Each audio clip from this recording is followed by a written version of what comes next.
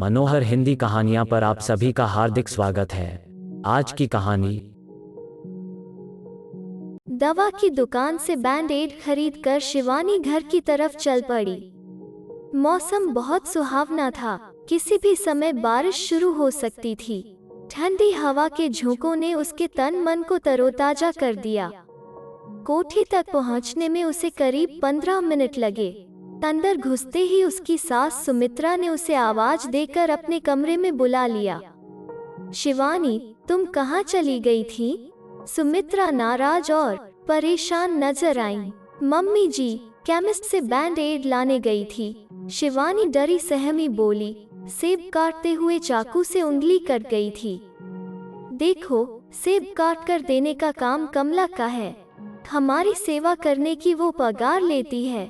उसका काम खुद करने की आदत तुम्हें छोड़नी चाहिए। जी। सास की कही बातों के समर्थन में शिवानी के मुंह से इतना ही निकला। बैंड एड लाने इतनी दूर तुम पैदल क्यों गई? क्या ड्राइवर राम सिंह ने कार से चलने की बात तुमसे नहीं कही थी? कही थी, पर दवा की दुकान है ही कितनी दूर। मैंने सोचा कार से जाने की अपेक्षा पैदल जाकर जल्दी लौट आऊंगी, शिवानी ने सफाई दी। इस घर की बहू हो तुम, शिवानी। किसी काम से बाहर निकलो तो कार से जाओ। वैसे खुद काम करने की आदत अब छोड़ दो। जी। शिवानी और कुछ न बोल सकी। मैं समझती हूँ कि तुम्हें मेरी इन बातों में खास वजन नजर नहीं आता, क्योंकि तुम्हारे मायके में कोई इस तरह से व्यवहार नहीं करता। लेकिन अब तुम मेरे कहे अनुसार चलना सीखो। हर काम हमारे ऊंचे स्तर के अनुसार करने की आदत डालो। और सुनो, नेहा के साथ डॉक्टर गुप्ता के क्लिनिक पर जाकर अपनी उंगली दिखा लेना। मम्मी जी, जख्म ज्यादा गहरा। ठीक है, मैं चली जाऊंगी। अपनी सास की पैनी नजरों से घबराकर शिवानी ने उनकी हाँ में हाँ मिलाना ही ठीक समझा। जाओ, नाश्ता कर लो और सारा काम कमला से ही कराना। अपनी सास के कमरे से बाहर आकर शिवानी कमला को सिर्फ चाय लाने का आदेश देकर अपने शयन कक्ष में चली आई। समीर की अनुपस्थिति उसे बड़ी शिद्दत से महसूस हो रही थी। वो सामने होता तो रोज झगड़कर अपने मन की बेचैनी जरूर कम कर लेती। इन्हीं विचारों की उधेड़-बुन में वो अतीत की यादों में खो गई। समीर के साथ उसका प्रेम विवाह करीब 3 महीने पहले हुआ था। एक साधारण से घर में पली बड़ी शिवानी एक बेहद अमीर परिवार की बहू बनकर आ गई। समीर और शिवानी MBA की पढ़ाई के दौरान मिले थे। दोनों की दोस्ती कब प्रेम में बदल गई उन्हें पता भी न चला, पर कॉलेज के वे दिन बेहद रोमांटिक और मौजमस्ती से भरे थे। शिवानी को समीर की अमीरी का एहसास था, पर अमीर घर की बहू बनकर उसे इस तरह घुटन व अपमान का सामना करना पड़ेगा, इसकी उसने कल्पना भी नहीं की थी। शिवानी चाहकर भी ऐसे मौकों पर अपने मन की प्रतिक्रियाओं को नियंत्रण में न रख पाती। वो अजीब सी कुंठा का शिकार होती और बेवजह खुद की नजरों में अपने को गिरा समझती। ऐसा था नहीं, पर उसे लगता कि सास, ससुर व नंद तीनों ही मन उसका मजाक उड़ाते हैं। सच तो यह है कि उसे बहू के रूप में अपना कर भी उन्होंने नहीं अपनाया है। हर 2-4 दिन बाद कोई न कोई ऐसी घटना जरूर हो जाती है जो शिवानी के मन का सुख चैन खंडित कर देती। वो दहेज में जो साड़ियां लाई थी उनकी खरीदारी उसने बड़े चाव से की थी। उसके माता पिता ने उन पर अपनी हैसियत से ज्यादा खर्च किया था, पर यहाँ आकर सिर्फ 2 साड़ियां पहनने की इजाजत उसे अपनी सास से मिली। बाकी सबको उन्होंने रिजेक्ट कर दिया। बहू, साड़ियों में कोई बुराई नहीं है, पर इनकी कम कीमत का अंदाजा मेरी परिचित हर औरत आसानी से लगा लेगी। तब मैं उनकी मखौल उड़ाती नजरों व तानों का सामना नहीं कर सकूंगी। प्लीज तुम इन्हें मत पहनना, या कभी मायके जाओ तो वहाँ जी भर कर पहन लेना। अपनी सास की सलाह सुनकर शिवानी मन ही मन बहुत दुखी हुई थी। बाद में शिवानी ने गुस्से से भरकर समीर से पूछा था, दूसरों की नजरों में ऊंचा बने रहने को क्या हमें अपनी खुशी व शौक दांव पर लगाने चाहिए? डार्लिंग, क्यों बेकार की टेंशन ले रही हो? समीर ने बड़े सहज भाव से उसे समझाया, माँ तुम्हें एक से एक बढ़िया साड़ियाँ दिला रही हैं न? उनकी खुशी की खातिर तुम ऐसी छोटी मोटी बातों को दिल से लगाना छोड़ दो। शादी के बाद समीर के प्रेम में जरा भी अंतर नहीं आया था। इसी बात का उसे सबसे बड़ा सहारा था, वरना वो अपनी ससुराल वालों की अमीरी की दिखावट के कारण अपना बहुत ज्यादा खून फूंकती। उसके ससुर रामनाथ जी ने भी उसकी इच्छाओं व भावनाओं को समझने का प्रयास नहीं किया। शिवानी समीर के बराबर की योग्यता रखती थी। दोनों ने MBA साथ साथ किया था। पढ़ लिख कर आत्मनिर्भर बनने की इच्छा सदा ही उसके मन में रही थी। समीर ने अपने खानदानी व्यवसाय में हाथ बटाना शुरू किया। शिवानी भी वैसा ही करना चाहती थी और समीर को इस पर कोई एतराज न था। पर उसके ससुर रामनाथ जी ने उसकी बिजनेस में सहयोग देने की इच्छा जानकर अपना एक तरफा निर्णय पल भर में सुना दिया। अपनी भाभी या बड़ी बहन की तरह से काम पर जाने की उसे न तो जरूरत है और न ही ऐसा करने की इजाजत मैं उसे दूंगा। अब वो मेरे घर की बहू है और उसे सिर्फ ठाट बाट व रुतबे के साथ जीने की कला सीखने पर अपना ध्यान लगाना चाहिए। एक बार फिर समीर उसे प्यार से समझा बुझा कर निराशा व उदासी के कोहरे से बाहर निकाल लाया था। अपने पति की गैर मौजूदगी में ससुराल की आलीशान कोठी में शिवानी लगभग हर समय घुटन व बेचैनी अनुभव करती। यद्यपि कभी किसी ने उसके साथ बदसलूकी या उसका अनादर नहीं किया था, फिर भी शिवानी को हमेशा लगता कि वो शादी करके सोने के पिंजरे में कैद हो गई है। कमला ने चाय की ट्रे लेकर कमरे में प्रवेश किया तो शिवानी अतीत की यादों से उबर आई। उसके आदेश पर कमला चाय की ट्रे मेज पर रखकर बाहर चली गई। खराब मूड के चलते शिवानी ने कमरे में रखे स्टील के गिलास में चाय बनाई, क्योंकि ठंडे मौसम में स्टील के गिलास में चाय पीने का उसका शौक वर्षों पुराना था। पहली दफा उसकी सास ने उसे स्टील के गिलास में चाय पीते देखकर फौरन टोका था, बहू, वैसे तो चाय गिलास में भी पी जा सकती है। अपने मायके में तुम ऐसा करती ही रही हो, पर यहाँ की बात और है। अच्छा रहेगा कि कमला चाय की ट्रे सजा कर लाए और तुम हमेशा कप प्लेट में ही चाय पीने की आदत बना लो।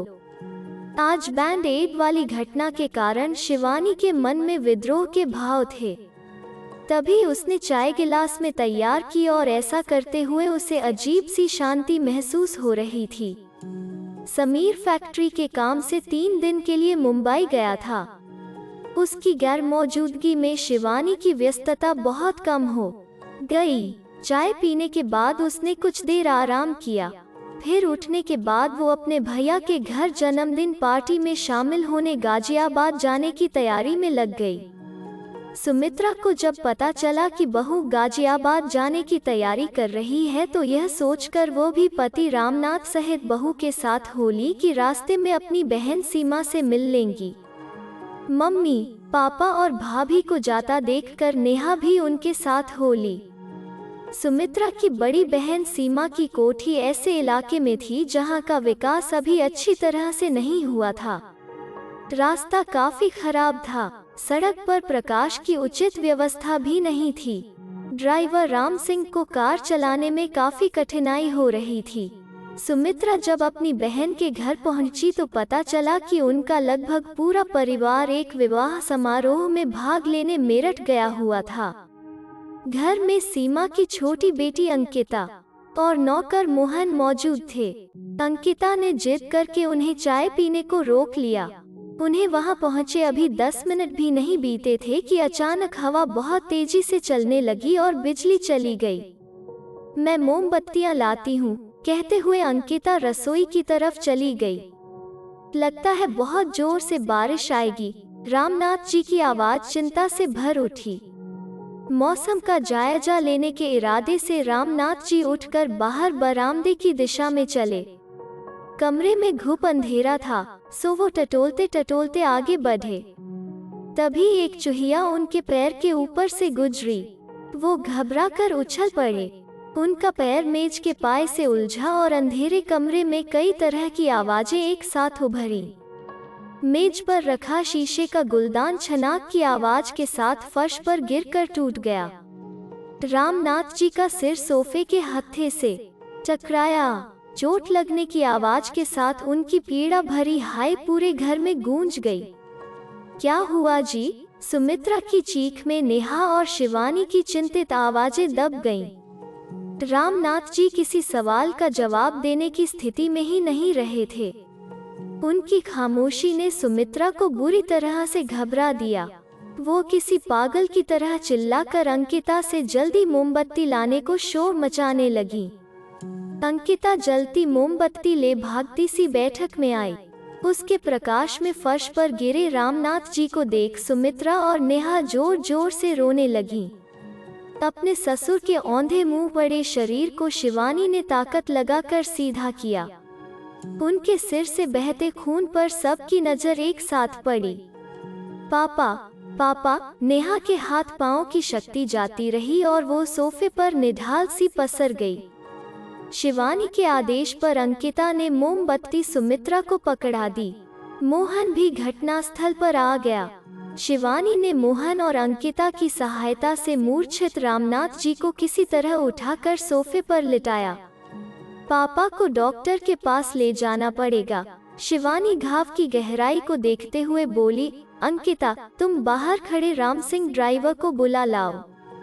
सुमित्रा अपने पति को होश में लाने की कोशिश रोते रोते कर रही थी और नेहा भयभीत हो अश्रुपूरित आंखों से अधलेटी सी पूरे दृश्य को देखे जा रही थी।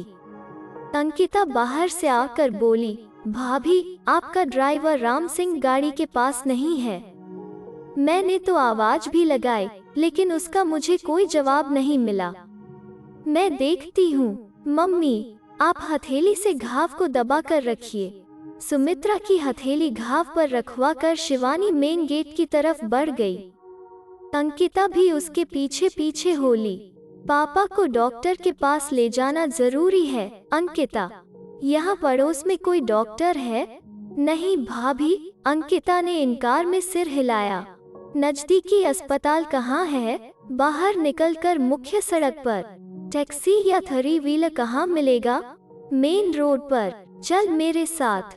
कहाँ भाभी? टैक्सी या थ्री व्हीलर लाने। उसी में पापा को अस्पताल ले चलेंगे। अंधेरे में डूबी गली में दोनों तेज चाल से मुख्य सड़क की तरफ चल पड़ी। तभी बादल जोर से गरजे और तेज बारिश पड़ने लगी। सड़क के गड्ढों से बचती बचाती दोनों करीब 10 मिनट में मुख्य सड़क पर पहुंची।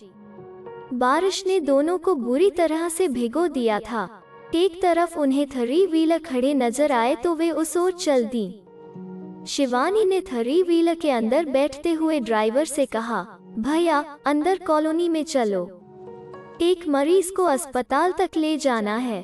कौन से अस्पताल? ड्राइवर ने रूखे स्वर में पूछा। किसी भी पास के सरकारी अस्पताल में ले चलना है। तब जरा जल्दी चलो, अंदर सड़क बड़ी खराब है। मैडम, स्कूटर निकल जाएगा, किसी और को ले जाओ। मैडम, मौसम बेहद खराब है। बहन जी, आप मेरे स्कूटर में बैठें, एक सरदार ड्राइवर ने उनकी बातचीत में हस्तक्षेप करते हुए कहा। धन्यवाद भैया, शिवानी ने अंकिता के साथ स्कूटर में बैठते हुए कहा। सरदार जी सावधानी से स्कूटर चलाने के साथ साथ उन दोनों का हौसला भी अपनी बातों से बढ़ाते रहे।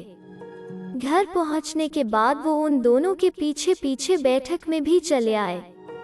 मम्मी, मैं थ्री व्हीलर ले आई हूँ, पापा को अस्पताल ले चलते हैं। शिवानी की आवाज में जरा भी कंपन नहीं था। रामनाथ जी होश में आ चुके थे पर अपने अंदर बैठने या बोलने की शक्ति महसूस नहीं कर रहे थे। चिंतित नजरों से सब की तरफ देखने के बाद उनकी आंखें भर आईं। इनसे चला नहीं जाएगा। पंजे में मोच आए है और दर्द बहुत तेज है। घाव को दबाकर बैठी सुमित्रा ने रोआ से स्वर में उसे जानकारी दी। ड्राइवर भैया, आप पापाजी को बाहर तक ले चलने में हमारी मदद करेंगे। शिवानी ने मदद मांगने वाली नजरों से सरदार जी की तरफ देखा। जरूर बहन जी, फिक्र की कोई बात नहीं। हटे कट्टे सरदार जी आगे बढ़े और उन्होंने अकेले ही रामनाथ जी को अपनी गोद में उठा लिया। थ्री व्हीलर में पहले सुमित्रा और फिर शिवानी बैठी। उन्होंने रामनाथ जी को अपनी गोद में लिटा सा लिया। सरदार जी ने अंकिता और नेहा को पास के सरकारी अस्पताल का रास्ता समझाया और राम सिंह के लौटने पर कार अस्पताल लाने की हिदायत देकर स्कूटर अस्पताल की तरफ मोड़ दिया। बिजली की कौंध व बादलों की गड़गड़ाहट के साथ तेज बारिश थमी नहीं थी। मुख्य सड़क के किनारे बने छोटे से सरकारी अस्पताल में व्याप्त बदइंतजामी का सामना उन्हें पहुंचते ही करना पड़ा। वहां के कर्मचारियों ने खस्ताहाल स्ट्रेचर सरदार जी को मरीज लाने के लिए थमा दिया। अंदर आपातकालीन कमरे में डॉक्टर का काम 2 कंपाउंडर कर रहे थे। डॉक्टर साहब अपने बंद कमरे में आराम फरमा रहे थे। डॉक्टर को बुलाने की शिवानी की प्रार्थना का कंपाउंडरों पर कोई असर नहीं पड़ा तो वो एकदम से चिल्ला पड़ी, डॉक्टर यहाँ सोने आते हैं या मरीजों को देखने? मैं उठाती हूँ उन्हें। और इसी के साथ शिवानी डॉक्टर के कमरे की तरफ चल पड़ी। एक कंपाउंडर ने शिवानी का रास्ता रोकने की कोशिश की तो सरदार जी उसका हाथ पकड़कर बोले, बादशाहो, इन बहन जी से उलझे तो जेल की हवा खानी पड़ेगी। यह पुलिस कमिश्नर की रिश्तेदार हैं। इंसान की पर्सनैलिटी देखकर उनकी हैसियत का अंदाजा लगाना सीखो और अपनी नौकरी को खतरे में डालने से बचाओ। एक ने भागकर शिवानी के पहुंचने से पहले ही डॉक्टर के कमरे का दरवाजा खटखटाया। डॉक्टर ने नाराजगी भरे अंदाज में दरवाजा खोला। कंपाउंडर ने उन्हें अंदर ले जाकर जो समझाया उसके प्रभाव में आकर डॉक्टर की नींद हवा हो गई और वो रामनाथ जी को देखने चुस्ती से कमरे से बाहर निकल आया। डॉक्टर को जख्म सिलने में आधे घंटे से ज्यादा का समय लगा। रामनाथ जी के पैर में एक कंपाउंडर ने क्रेप बैंडेज बड़ी कुशलता से बांध दिया। दूसरे ने दर्द कम करने का इंजेक्शन लगा दिया।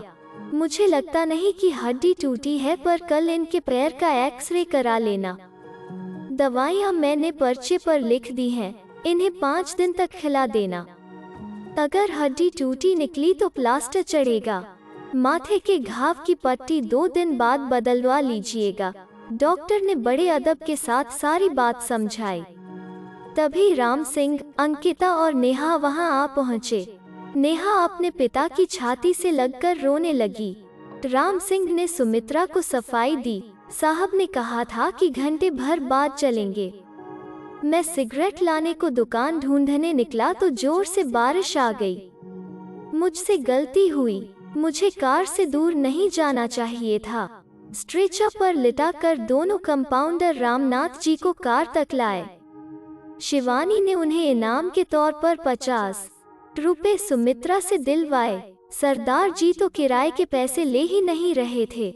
अपनी इस छोटी बहन की तरफ से उसके भतीजे भतीजियों को मिठाई खिलवाना।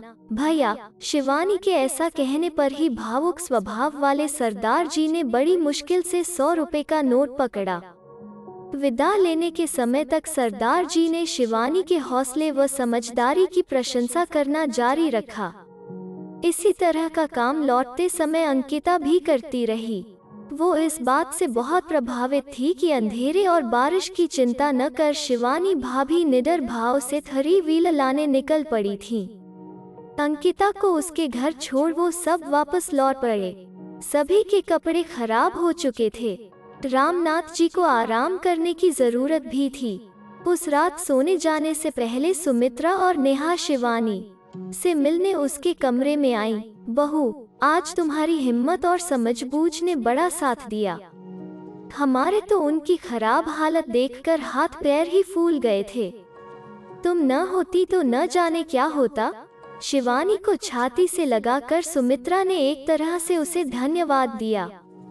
भाभी, मुझे भी अपनी जैसी साहसी बना दो। अपने ढीलेपन पर मुझे शर्मिंदगी महसूस हो रही है, नेहा ने कहा। बहू, तुम्हारे सीधे सादे व्यक्तित्व की खूबियाँ हमें आज देखने को मिली। मुसीबत के समय हम माँ बेटी की सतही चमक दमक फीकी पड़ गई। हम बेकार तुम में कमियां निकालते थे। जीवन की चुनौतियों व संघर्षों का सामना करने का आत्मविश्वास तुम्ही में ज्यादा है। तुम्हारा इस घर की बहू बनना हम सब के लिए सौभाग्य की बात है। भावुक नजर आ रही सुमित्रा ने एक तरह से अपने अतीत के रूखे व्यवहार के लिए शिवानी से माफी मांगी। अगर आपको यह वीडियो पसंद आया तो इसे लाइक कीजिए, शेयर कीजिए और इस चैनल को सब्सक्राइब कीजिए। धन्यवाद।